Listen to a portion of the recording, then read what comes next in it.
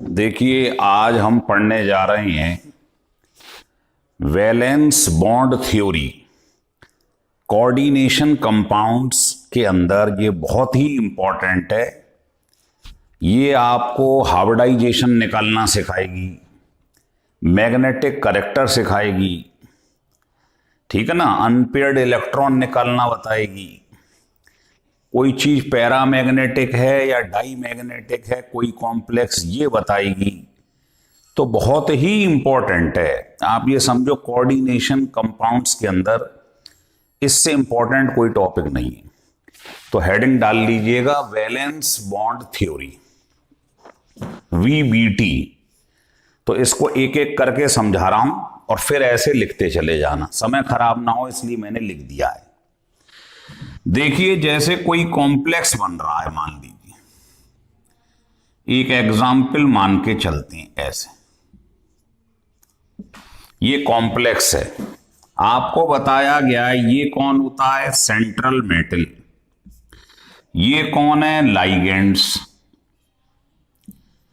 तो मैं सरल शब्दों में समझा रहा हूं आपको कि जो लाइगेंड है, एक लाइगेंड का मतलब होता है पेयर ऑफ इलेक्ट्रॉन। ये होता है एक लाइगेंड का मतलब, मोनोडेंटेड का मतलब। तो ये जो तुम्हारे पास सेंट्रल मेटल है, मेटल कौन सा, डी ब्लॉक का, तो इसमें डी ऑर्बिटल है। तो इसका जितना कोऑर्डिनेशन नंबर है, कितना कोऑर्डिनेशन नंबर है, 6। तो लाइगेंड इसको इतने पेयर प्रोवाइड कराएगा। तो भाई अगर ये इलेक्ट्रॉन इसे दे रहा है, कितने दे रहा है, 6 पेयर। तो इसको आप क्या करेंगे, ये सेंट्रल मेटल हमारे पास ऐसे कुल मिला के 6 ऑर्बिटल प्रोवाइड कराएगा, 1 2 3 4 5 6, जिससे लाइगेंड जब हमें इलेक्ट्रॉन दे लोन पेयर, तो इस प्रकार से सब इस प्रकार से इसके अंदर भर जाए। तो ये देखो लिखा है, जो सेंट्रल मेटल होता है वो कॉम्प्लेक्स बनाते समय क्या प्रोवाइड कराता है, वैकेंट ऑर्बिटल, खाली ऑर्बिटल प्रोवाइड कराता है। कितने, जो उसका कोऑर्डिनेशन नंबर हो। जैसे इसका कोऑर्डिनेशन नंबर 6 है, तो सेंट्रल मेटल 6 ऑर्बिटल प्रोवाइड कराएगा, क्योंकि एक मोनोडेंटेड लिगेंड का मतलब है पेयर ऑफ इलेक्ट्रॉन। तो जब 6 पेयर होंगे तो हमको 6 ऑर्बिटल चाहिए होंगे। तो सेंट्रल मेटल हमें 6 वैकेंट ऑर्बिटल प्रोवाइड कराएगा। ये लिखा हुआ है, लिख लीजिएगा, ठीक है।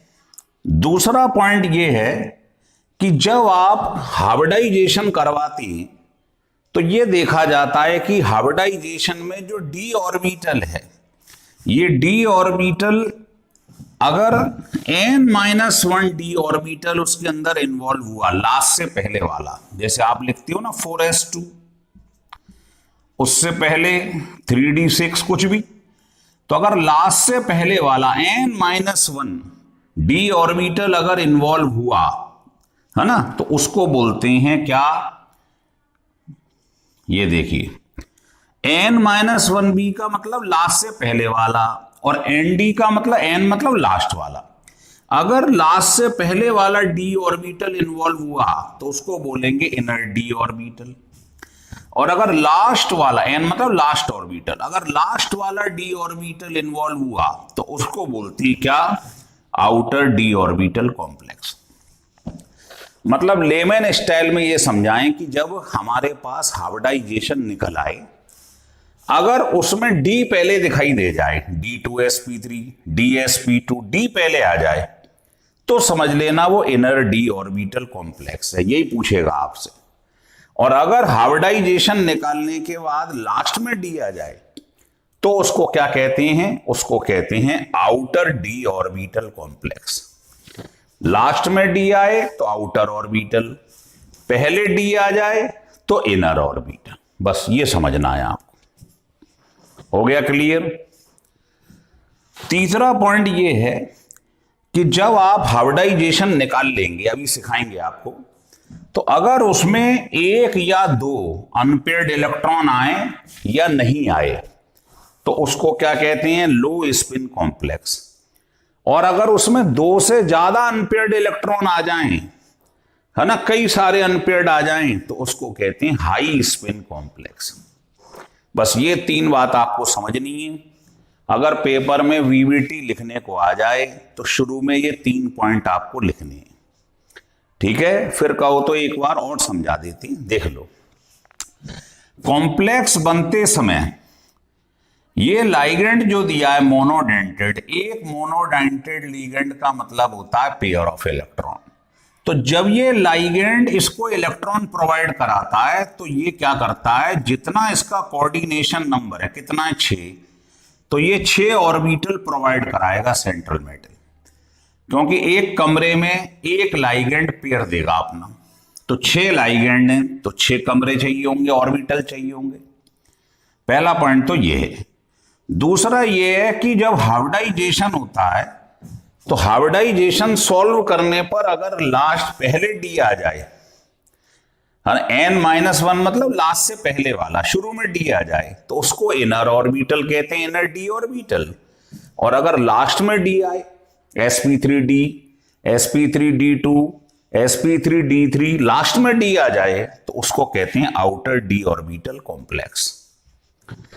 और तीसरा यह है कि हाइब्रिडाइजेशन के बाद आप देखेंगे जिसमें 1 या 2 अनपेयर्ड हूं या अनपेयर्ड हुई नहीं, उसको कहते हैं लो स्पिन कॉम्प्लेक्स। और जिसमें 2 से ज्यादा अनपेयर्ड इलेक्ट्रॉन मिलेंगे उसे कहते हैं हाई स्पिन कॉम्प्लेक्स। बस ये 3 पॉइंट समझ लो, अगर ये पेपर में आ जाए तो लिख लो।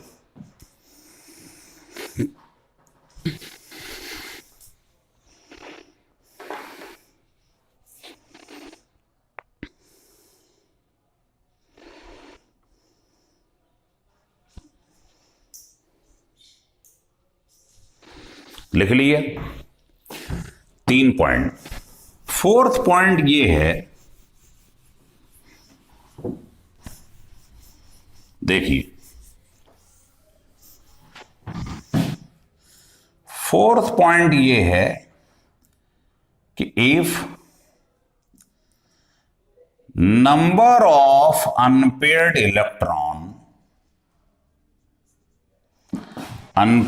electrons are present in the complex, अगर कॉम्प्लेक्स में एक भी अनपेयर्ड इलेक्ट्रॉन है तो क्या होगा, complex must be paramagnetic. Paramagnetic मतलब उसकी मैग्नेट बन जाएगी, है ना। अगर मैं n को अनपेयर्ड मान लूं तो जिसमें अनपेयर्ड 0 होते हैं, बिल्कुल नहीं होते, वो डायामैग्नेटिक। जिसमें अनपेयर्ड होते हैं कुछ ना कुछ, वो पैरामैग्नेटिक, उसकी मैग्नेट बन जाएगी, है ना। इसी में 5th पॉइंट ये है कि अगर अनपेयर्ड इलेक्ट्रॉन किसी में है, 0 नहीं है, कुछ ना कुछ है, तो वो क्या होगा, कॉम्प्लेक्स जो है वो मैग्नेटिक मूवमेंट शो करेगा। कैसे? मैग्नेटिक मूवमेंट का फार्मूला ये होता है, यूनिट है बोहर मैग्नीटॉन। देखो जैसे एग्जाम्पल बता रहा हूं कि आपने कोई एग्जाम्पल ले लिया, ये निकेल +2 है, मान लो सॉल्व करने पर अनपेयर्ड 2 आ गए, वो तो अभी हम करके दिखाएंगे एग्जाम्पल में, 2 आ गए, तो यहां आप n की जगह 2 रख दो,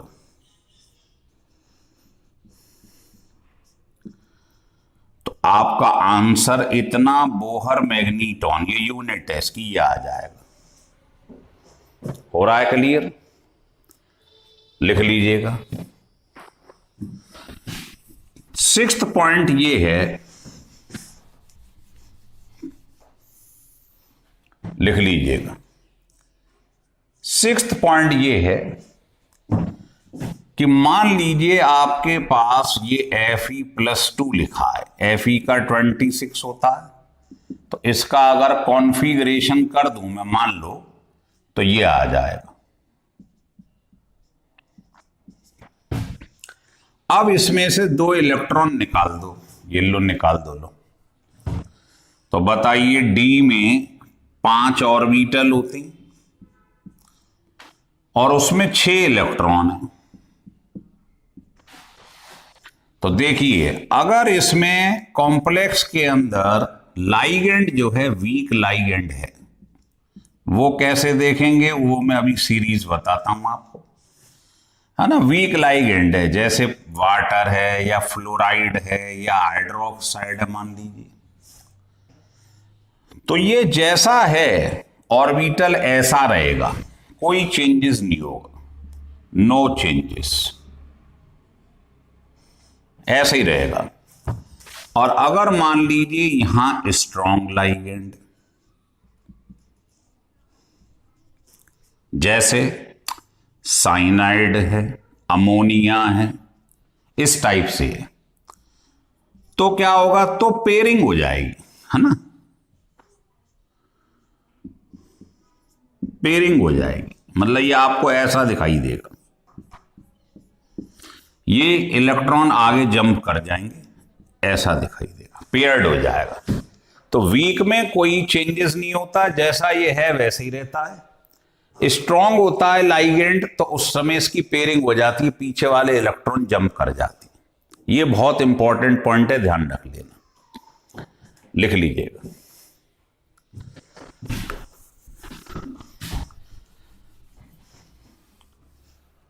सातवां पॉइंट ये है कि इफ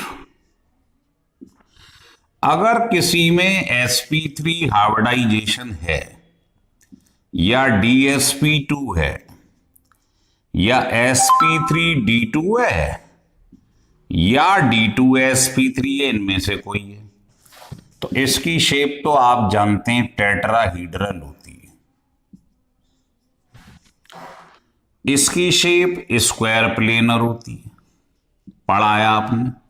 और इनमें से कुछ भी हो जाए तो ऑक्टाहीड्रल होती है। ठीक है, चलिए अब मैं आपको सिखाता हूं हाइब्रिडाइजेशन निकालते कैसे, इसके द्वारा। तो हाइब्रिडाइजेशन, देखें 2 केस एक साथ लेके चल रहे हैं। ये है वीक लाइगेंड और ये है स्ट्रॉन्ग लाइगेंड। साइनाइड क्या है, स्ट्रॉन्ग, Cl क्या है, वीक। कैसे मालूम पड़ेगा कोई वीक लाइगेंड है या स्ट्रॉन्ग है, तो उसके लिए स्पेक्ट्रोकेमिकल सीरीज अभी मैं आपको सिखाता हूं। तो अभी तो हाइब्रिडाइजेशन सीखने, लिख लो ये स्ट्रॉन्ग लाइगेंड है साइनाइड, और Cl जो है ये वीक लाइगेंड। तो अभी हाइब्रिडाइजेशन सिखा दें, फिर आपको बताते हैं कैसे चेक करते हैं। देखिए इसमें सबसे पहला स्टेप होता है स्टेप 1। आपको क्या करना है, जो सेंट्रल मेटल है उसका ऑक्सीडेशन नंबर निकालना है। To calculate oxidation number of central metal atom, इस n का ऑक्सीडेशन नंबर निकालो, x मान लो, इसका -1 × 4 इक्वल टू इसके रख देते हैं, याद है, तो ऑक्सीडेशन नंबर 2 आ गया। सेकंड स्टेप में क्या करती हैं हम, ये जो ऑक्सीडेशन नंबर आया है वो इसके ऊपर लगा देती हैं, और Ni का एटॉमिक नंबर पेपर में गिवन होगा 28 होता है। तो आप क्या करेंगे, 28 का कॉन्फ़िगरेशन कर लेंगे, 18 और 220 जितना बचा इसमें डाल दीजिए। ऐसे ही तो करते हैं 28 का। अब इसमें से 2 इलेक्ट्रॉन निकल गए, +2 का मतलब निकल गए, तो लास्ट से 2 इलेक्ट्रॉन निकाल दीजिए। ये गलती मत कर देना कि निकेल का 28 होता है, 2 इलेक्ट्रॉन निकल गए तो कहीं आप 26 का कॉन्फ़िगरेशन कर दो। ये गलती नहीं करनी है। पहले पूरे 28 का कॉन्फ़िगरेशन करो, फिर लास्ट से 2 निकाल दो इलेक्ट्रॉन। अब क्या करेंगे, थर्ड स्टेप। ये जो 3d8 लिखा है, d में कितने ऑर्बिटल होते हैं, 5। ऐसे बना लो 3d। 3d के बाद अगर आता तो क्या आता, 4s। s में 1 होता है। फिर आता तो कौन आता, 4p। ऐसे बना के रख लो। रख लिए। अब देखिए, इसमें इलेक्ट्रॉन है 8। तो हुंड्स के हिसाब से पहले से सिंगली ऑक्यूपाई करो। यही कहा था ना हुंड्स ने। ये 5 हो गए, फिर पेयरिंग कर दूं, 6 7 8। 8 इलेक्ट्रॉन फिल कर दिए इसमें। अब ये चेक करना है कि ये लाइगेंड जो है ये वीक है या स्ट्रांग है। तो हमें ये मालूम है ये लाइगेंड वीक है। तो अभी मैंने बताया था वीक लाइगेंड में पेयरिंग नहीं होती है, जैसा है वैसे ही रहेगा। अगर ये स्ट्रांग होता तो ये आगे कूद जाता, पेयरिंग कर देता। वीक लाइगेंड में एज इट इज रहेगा। अब बताओ ये कितने लाइगेंड है तुम्हारे पास, 4। एक लाइगेंड का मतलब होता है पेयर ऑफ इलेक्ट्रॉन। तो हमारे पास तो 4 लाइगेंड है। तो यहां से एकदम खाली वाले ऑर्बिटल से फिल करना चालू कर दो, 4 लाइगेंड। तो पहला वाला लाइगेंड आपने कहां फिल करा है, एस में। 3 किसमें करे हैं, पी में। तो ये आपका आंसर आ गया। हाइब्रिडाइजेशन इसमें sp3 है। तो शेप कैसी होगी, टेट्राहीड्रल। अब बताएं इस पूरे को देखो, ये 2 कैसे हैं, अनपेयर्ड। एक इलेक्ट्रॉन मींस अनपेयर्ड। तो इसमें 2 अनपेयर्ड इलेक्ट्रॉन है। और जिसमें अनपेयर्ड इलेक्ट्रॉन होते हैं हमने बताया था वो कैसा होता है, पैरामैग्नेटिक। मैग्नेटिक मोमेंट क्या होता है, फार्मूले में रख दो 2 √n+2 में। तो आपको मैंने सॉल्व करके दिखाया था, आंसर ये आ जाएगा। ठीक हो गया। तो अनपेयर्ड निकालना सीख गए, हाइब्रिडाइजेशन सीख गए, शेप सीख गए। अब ये बता देता हूं अभी मैं आपको ये कैसे देखा है स्ट्रॉन्ग और वीक है। पहले एक स्ट्रॉन्ग वाला एग्जांपल देख लें। बिल्कुल यही मेथड है। देखिए पहला स्टेप क्या है, इसका ऑक्सीडेशन नंबर निकाल लीजिएगा। कितना आ गया, 2। सेकंड स्टेप क्या है बेटे, जो सेंट्रल मेटल है उसके ऊपर ऑक्सीडेशन नंबर लिख लो और फिर उसका कॉन्फ़िगरेशन कर दो। अभी अभी हमने करा था, ये आ गया था। अब इसमें से 2 इलेक्ट्रॉन निकाल दो, +2 मीन्स ये हो गया। फिर तीसरा स्टेप क्या था, ये जो 3d8 लिखा है इसको ऐसे लिख लो, 3d। फिर क्या आता है, 4s। फिर क्या आता है, 4p। ऐसे लिख के रख लो। अब आप बताओ इसमें 8 इलेक्ट्रॉन हुंड के हिसाब से कैसे भरोगे। पहले सबको सिंगली ऑक्यूपाइड, फिर पेयरिंग। ये करने के बाद चौथा स्टेप ये होता है, ये देखा जाता है ये लाइगेंड स्ट्रांग है या वीक है। अगर स्ट्रांग है तो ये पेयरिंग करा देता है, इसको यहां कुदवा देगा, ऐसे ये खाली हो गया। बस ये स्ट्रांग और वीक में अंतर है। अब बताइए कितने लाइगेंड है, 4। एक लाइगेंड मीन्स पेयर, तो 4 लाइगेंड। तो बताइए पहला वाला लाइगेंड किस में भरा, डी में। दूसरा एस में। 2 किस में, पी में। ये आपका आंसर हो गया, स्क्वायर प्लेनर शेप हो गई। जिसमें डी पहले आता है उसको इनर ऑर्बिटल कॉम्प्लेक्स कहते हैं, बताया था अभी। अब बताइए इस पूरे में कहीं अनपेयर्ड है, किसी में एक भरा, सिंगल नहीं। तो 0 अनपेयर्ड इलेक्ट्रॉन। इसका मतलब इसकी मैग्नेट नहीं बनेगी, डायामैग्नेटिक है और कलरलेस है। जिसमें अनपेयर्ड होते हैं वो कलरफुल होता है, इसमें नहीं है, ये कलरलेस है। ठीक है, और मैग्नेटिक मोमेंट कितना होगा, 0। फार्मूले में n क्या है, अनपेयर्ड इलेक्ट्रॉन, तो इसकी जगह 0 रख दो तो आंसर 0 आ जाएगा। तो ये सब चीजें पेपर में निकलवाई जाएंगी आपसे। तो ये दोनों एग्जाम्पल लिख लो, एक वीक लिगेंड, एक ये वाला लिख लो।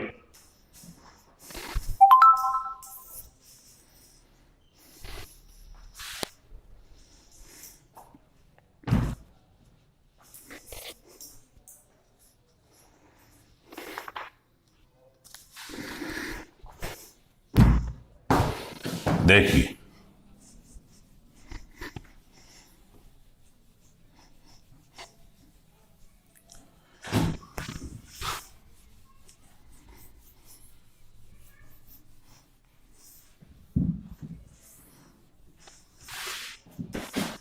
देखिए क्वेश्चन लेके चलना है, बहुत ही इंपॉर्टेंट है। ये कह रहा है कॉम्प्लेक्स है, और कॉम्प्लेक्स क्या है जरा सुनिए, ये है कॉम्प्लेक्स, लिख लीजिएगा। चलो, ये कह रहा है इसमें मुझे कैलकुलेट करके दिखाओ, पहला हाइब्रिडाइजेशन कौन सा हो रहा है, दूसरा मैग्नेटिक करेक्टर बताना ये डायामैग्नेटिक है या पैरा है, तीसरा इसकी शेप बताओ कैसी है, fourth number of lone pair बताओ कितने हैं, फिफ्थ बताओ ये कलरफुल है या कलरलेस है, सिक्स्थ इसका मैग्नेटिक मोमेंट निकालो। ये सब बातें कैलकुलेट मुझे करनी है। तो कैसे करेंगे देखिए, इसमें मैंने ये बताया, बस अभी आपकी हेल्प कर रहा हूं। ये स्ट्रॉन्ग लाइगेंड है और Cl जो है ये वीक लाइगेंड है। तो हम ऐसा केस ले रहे हैं जिसमें स्ट्रॉन्ग भी है वीक भी है। चलिए, तो बड़ा इंपॉर्टेंट क्वेश्चन है। तो सबसे पहले हम क्या करेंगे, इसके अंदर सबसे पहला स्टेप मैंने क्या बताया, इसका ऑक्सीडेशन नंबर निकाल लो, X मान लो। इसका होता है 0, हैलोजन का -1 × 2, फिर इसका -1, और पूरे कॉम्प्लेक्स का क्या होता है 0। कितना आ गया 3। En का ध्यान रख लो, इथिलीन डाइअमीन है, ये न्यूट्रल होता है ना, पिछली वीडियो में बता चुका हूं मैं। फिर क्या करते हैं, जो सेंट्रल मेटल है उसके ऊपर चार्ज लगा देते हैं। इसका एटॉमिक नंबर ये होता है, यही सिखाया गया है। इसका कर दीजिए आप कॉन्फ़िगरेशन ऐसे करके। ये मैंने इसका कॉन्फ़िगरेशन कर दिया। इसमें 3 प्लस हैं, तो 2 इसमें से निकाल दो, 1 इसमें से, तो बताइए बाहर ये रह जाएगा। 3 इलेक्ट्रॉन निकाल दिए इसमें से। फिर इसका अगला स्टेप क्या था, ये जो D है इसको बना लो यहां पर 3D। फिर कौन आएगा इसके बाद आना होगा, तो 4s। इसके बाद आना होगा तो कौन आएगा, 4p। ऐसे ही तो होगा, और भी चाहिए होंगे तो 4d आ जाएगा आगे। तो देखिए, अब ये बताओ D में 5 इलेक्ट्रॉन है, तो बताओ हुंड्स का क्या थ्योरी कहता है, सबको पहले सिंगली ऑक्यूपाइड कर लो। अब देखो, ये स्ट्रांग है ये वीक है। अभी तक हम जो केस पढ़ रहे थे उसमें लाइगेंड या तो वीक था या स्ट्रांग था। इसमें एक वीक है एक स्ट्रांग है। तो आप मुझे बताएं, है ना, कि किसी घर में किसकी चलती है ज्यादा, जो स्ट्रांग हो। तो अगर स्ट्रांग भी है वीक भी है, तो हम ये मान के चलते हैं कि ये स्ट्रांग की तरह बिहेव कर रहा है। तो स्ट्रांग क्या करता है बताइए, स्ट्रांग वाला पेयरिंग करा देता है, तो इसे आगे भेजेगा। तो बताइए ये ऐसा हो जाएगा, पेयरिंग हो गई। स्ट्रांग वाला जो है ये वीक है, तो स्ट्रांग वाले के हिसाब से क्या होगा, पेयरिंग हो जाएगी। हो गया। अब आप ये बताइए, ये जो En है आपको मालूम है ये बाइडेंटेड लाइगेंड होता है, और Cl जो होता है वो मोनोडेंटेड लाइगेंड होता है। तो बाइडेंटेड का मतलब है इसका 2 इलेक्ट्रॉन पेयर देने की इसके अंदर टेंडेंसी है। तो 2 इंटू 2 4 हो गया। और ये कैसा है? Monodentate 1 into 2। तो इसका कोऑर्डिनेशन नंबर कितना हो गया? 2 इंटू 2 और 1 इंटू 2 6 हो गया, नहीं हो गया? तो इसका कोऑर्डिनेशन नंबर 6 है। तो ये 6 इस प्रकार से पेयर यहां पर आ जाएंगे, समझ लो। 2 इंटू 2 और 1 इंटू 2, तो इसका कोऑर्डिनेशन नंबर 6 है। इसका मतलब 6 पेयर जो है ऑक्यूपाई कर लेंगे जगह। तो पहले 2 किस में करें? डी में, फिर एस और 3 पी। तो इसका आंसर हो गया D2sp3। जिसमें डी पहले आता है उसे क्या बोलती हैं? Inner orbital complex. दूसरा D2sp3 की शेप कैसी होती है? अभी बताई थी, ऑक्टाहेड्रल। और इस पूरे को देखो, इसमें अनपेयर्ड कितना है? 1, जिसमें 1 भरा हुआ है। तो इसमें 1 अनपेयर्ड इलेक्ट्रॉन, और जिसमें अनपेयर्ड होते हैं उसकी मैग्नेट बन जाती है, वो पैरामैग्नेटिक होता है। और मैग्नेटिक मोमेंट और कलरफुल होता है। और मैग्नेटिक मोमेंट निकालने का फार्मूला क्या बताया था आपको? ये तो n की जगह, अनपेयर्ड की जगह 1 रख दीजिए, तो आपका आंसर ये आ जाएगा, मैग्नेटिक मोमेंट। तो मैग्नेटिक मोमेंट निकल आया। अनपेयर्ड है तो ये कलरफुल होगा कि पैरामैग्नेटिक होगा। शेप हमें इससे मालूम पड़ जाती है, ऑक्टाहेड्रल है। हाइब्रिडाइजेशन हमने निकाली ली है। तो ये बहुत इंपॉर्टेंट केस है जिसमें स्ट्रॉन्ग लाइगेंड भी है, वीक भी है, बाइडेंटेड भी है, मोनोडेंटेड भी है। तो बहुत सुपीरियर एग्जाम्पल है, लिख लीजिएगा।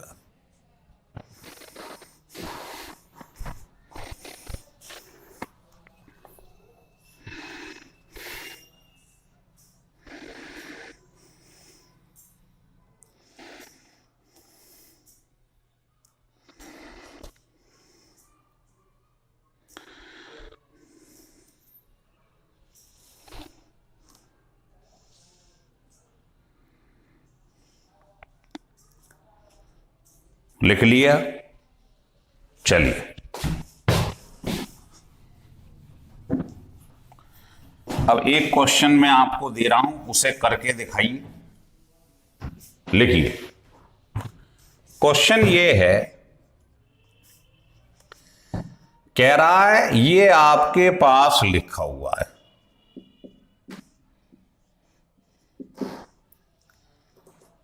और ये आपके पास लिखा हुआ है। इन दोनों का मैग्नेटिक मोमेंट M1 और M2 है। तो बताइए M1 M2 से बड़ा है, या दोनों इक्वल हैं, या M2 M1 से बड़ा है? बताइए। और ये आपकी हेल्प अभी कर दे रहे हैं, ये वीक लाइगेंड है और साइनाइड स्ट्रॉन्ग लाइगेंड होता है, और Fe का एटॉमिक नंबर 26 होता है। करिए। तो सबसे पहले इसमें अनपेयर्ड निकालिए, तभी तो मैग्नेटिक मोमेंट आएगा। तो अनपेयर्ड निकालने के लिए बताया है, पहला स्टेप इसका ऑक्सीडेशन नंबर निकालो, X मान लो। इसका तो 0 होता है, न्यूट्रल है, बराबर चार्ज के रख दो। तो ऑक्सीडेशन नंबर 2 आ गया। वो क्या करते हैं, इसके ऊपर लगा दो। फिर इसका कॉन्फ़िगरेशन कर दो, सेम स्टेप है। ये कॉन्फ़िगरेशन आपने इसका कर दिया। 2 इलेक्ट्रॉन इसके ऊपर पॉजिटिव निकल गए, निकाल दिए। अब बताओ डी में 5 ऑर्बिटल होते हैं, उनमें 6 इलेक्ट्रॉन भरे हुए हैं। अब बताओ इसके आगे क्या आता है? 4s, फिर क्या आता है? 4p, और आगे लाना हो 4d, ऐसे ले आओ। वो तो आपकी रिक्वायरमेंट है। अब बताइए इसमें वीक लाइगेंड है, वो भी 6 हैं। तो देखिए वीक हैं तो इसमें कोई चेंजेस नहीं होगा, पेयरिंग नहीं होगी। तो बताइए लाइगेंड 6 हैं, तो लाइगेंड का मतलब होता है एक लाइगेंड का मतलब एक पेयर, तो 6 लाइगेंड है। तो बताइए ये लाइगेंड जो आपने फिल करें उसे देखो, एक एस में है, 3 पी में है, 2 डी में है। तो बताइए ये आंसर हो गया कि नहीं हो गया? तो इसका शेप कैसा होता है? ऑक्टाहेड्रल। अनपेयर्ड कितने हैं इसमें? 4, तो 4 अनपेयर्ड इलेक्ट्रॉन है। तो मैग्नेटिक मोमेंट का फार्मूला क्या होता है बताइए? n+2, तो √24 आंसर आ गया। क्लियर है? अब इस पर आ जाओ, बताइए इसको क्या करेंगे आप? बिल्कुल वही मेथड है, पहले निकालिए अनपेयर्ड इलेक्ट्रॉन,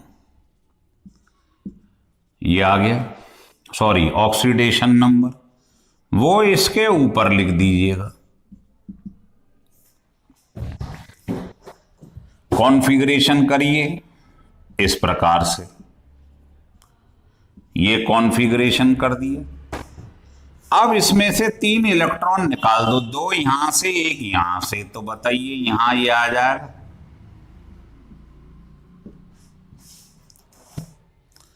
अब आ जाइए इधर 3d5, ये बना लीजिएगा, डी में 5 ऑर्बिटल होती।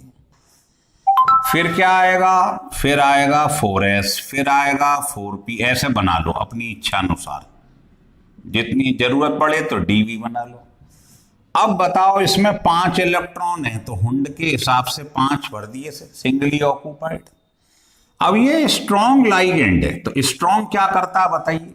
पेयरिंग करा देता है, तो इसे आगे भेज देगा, ये पेयरिंग हो जाएगी। अगर वीक था लाइगेंड तो एज इट इज रहा, कुछ नहीं करा हमने। अब बताओ इसमें 6 लाइगेंड हैं, तो 6 इस तरीके से पेयर भर दो इसमें। तो पहले 2 किस में भरे हैं? डी में, फिर 1 एस में, फिर 3 पी में, तो इसकी शेप भी ऑक्टाहेड्रल हो गई। इसमें अनपेयर्ड कितना? 1 है, तो 1 अनपेयर्ड होगा, तो बताइए ये इसका √3 मैग्नेटिक मोमेंट आ गया। इसका आ रहा था √24, इसका मतलब m1 ग्रेटर देन m2 हो गया। मैग्नेटिक मोमेंट तो सीख गए, अनपेयर्ड सीख गए तो मैग्नेटिक मोमेंट सीख गए, है ना। तो इस टाइप के पेपर में क्वेश्चन आया करते हैं। तो मुझे लगता है वीवीटी जो है वैलेंस बॉन्ड थ्योरी के हिसाब से कैसे हाइब्रिडाइजेशन करते हैं, inner orbital, outer orbital, diamagnetic, para, ये सब देखना आप सीख गए, है ना।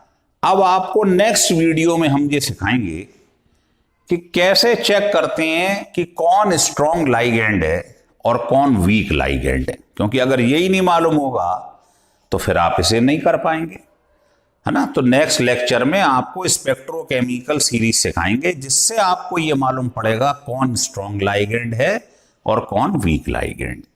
तो अगर आपको ये वीडियो अच्छा लगे वीवीटी का, तो इसे सब्सक्राइब और लाइक अवश्य कीजिए।